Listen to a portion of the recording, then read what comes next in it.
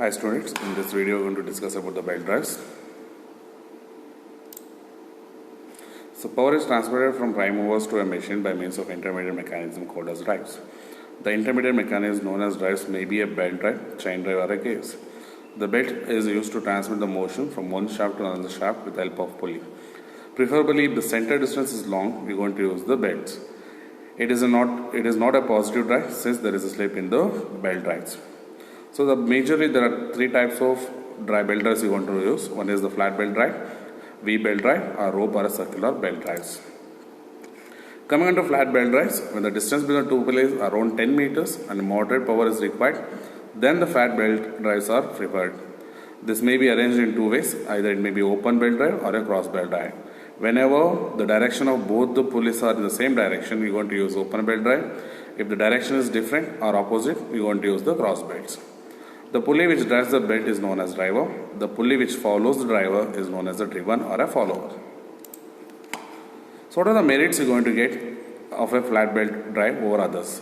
It is simple, low cost, smoothness in operation, ability to absorb the shock, flexibility, and efficiencies is high at the high speeds. They protect the driven mechanism against the breakage. In case of any mechanism failure, it don't affect the main drive mechanism. The simplicity of K, low maintenance and service, the possibility to transmit the power over a moderate long distance.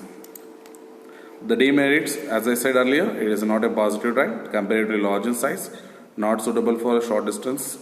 Belt joint reduces the life. Since the longer distance you are going to use, the belts will be connected, so that joints will be a weaker member in the belts. So low efficiency due to the slip and creep. Coming on to the creep in the belts, if you consider open belt drive over here, which is rotating in a clockwise direction, the belts which passes over the driven and goes to the driver is called as the tight slide.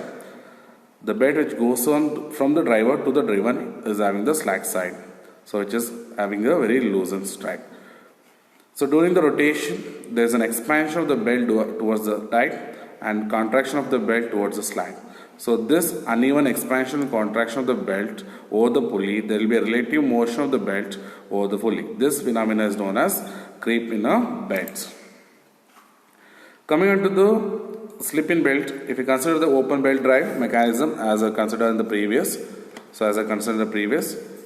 so this rotation of the belt over the pulley is assumed to be due to the firm friction between the belt and the pulleys. So when the frictional grip becomes insufficient, there is a possibility of forward motion of driver without carrying the belt with it, or there is a possibility of the belt rotating without carrying the driver pulley with it. So this is known as slip in the belt. So therefore slip may be defined as the relative motion between the pulley and the belt in it, and this reduces the velocity ratio and usually expressed in a percentage. So coming to design procedure for a flat belt drive, so it will be common for both open and the cross belt. The first step will be finding the unknown diameter or speed. So you have a velocity ratio n1 by n2 is equals to d2 by d1. So you can find out any of the values based on the given data. Or you can take the ratio as n1 by n2 is equals to capital D by small d also. The velocity, the next step will be finding the velocity. So v is equals to pi d1 n1 by 60,000. Or if the thickness is known, I will go for pi d plus t into n divided by 60,000. The next step will be centrifugal stress. So centrifugal stress is given by sigma c is equals to w by g into v square into 10 to the power of 6 Newton per mm square. So w is nothing but the weight density.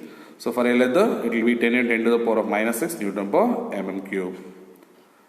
The next step will be finding the capacity. The capacity is nothing but e power mu theta. Since there will be a contact of on both the pulley, the belt is having contact of on both the pulley, the angle of contact will be varying for larger and the smaller. So both the capacity you have to find out, that is e power mu L theta L and e power mu S theta S. In case of the mu is common for both the pulleys, either it may be larger or smaller, if the common value is there, then e to the power of mu S theta S will be considered as a capacity for this, because this will be having a lesser value. So coming to theta L theta S formula, so theta L we are going to calculate pi plus 2 sin inverse of capital D minus small d by 2c multiplied by pi by 180. Theta S will be pi minus 2 sin inverse capital D minus small d divided by 2c multiplied by pi by 180. So this will be used for open belt. For a cos belt, it will be a common formula, that is theta is equals to pi plus 2 sin inverse capital D plus small d divided by 2c multiplied by pi by 180. So find k value. K is equals to e power mu theta minus 1 divided by e power mu theta. So width of the belt, the power transmitted per mm square.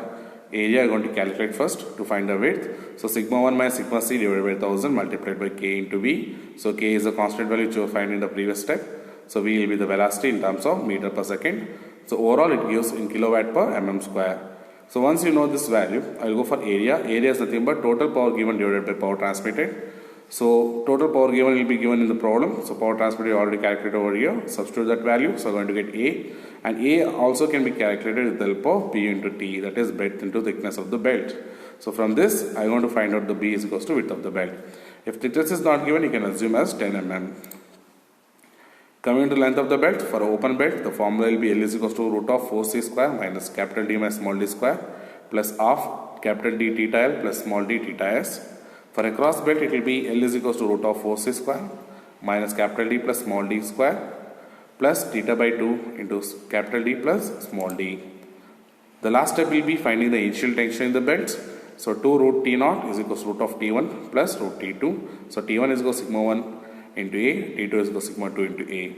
Sigma 2 is obtained using the following relation, that is sigma 1 minus sigma c divided by sigma 2 minus sigma c is equal to e to the power of mu theta. Finding this, substituting over here, so I can get the initial tension of the belt.